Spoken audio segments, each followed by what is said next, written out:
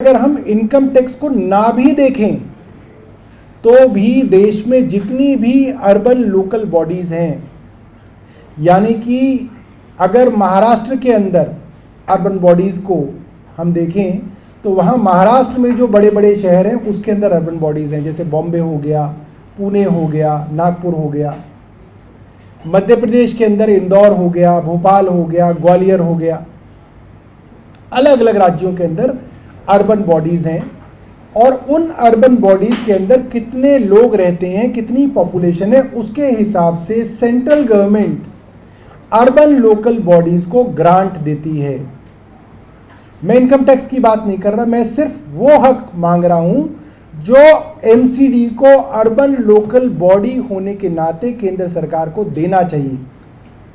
आपको याद होगा पिछले साल जब ऑर्डिनेंस केंद्र सरकार लाई और सुप्रीम कोर्ट की जजमेंट को पलटते हुए केंद्र सरकार कानून लाई तो इतनी बड़ी बड़ी बातें दिल्ली के बारे में लिखी कि साहब दिल्ली देश की राजधानी है, दिल्ली सिर्फ दिल्ली वालों की नहीं है, दिल्ली पूरे देश की है, दिल्ली पे केंद्र सरकार का भी पूरा हक है, दिल्ली के अंदर अगर कुछ होता है तो उससे पूरी अंतर्राष्ट्रीय कम्युनिटी के ऊपर इफेक्ट होता है, दिल्ली की छोटी न्यूज़ भी जो है इंटरनेशनल न्यूज़ बनती है।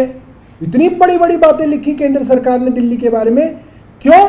कि दिल्ली के अंदर किस तरह से टांग फंसा दी जाए। भाई जब आपने दिल्ली को इतनी बड़ी उसकी वैल्यू बनाई कि केंद्र सरकार किसी तरीके से अपने एलजी को पावर वहां दे दे, तो कुछ पैसा भी तो दो।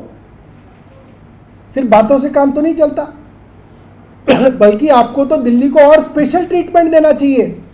मैं प्रधानमंत्री जी से निवेदन करूंगा कि बड़ी बड़ी बातें करने से कुछ नहीं होगा।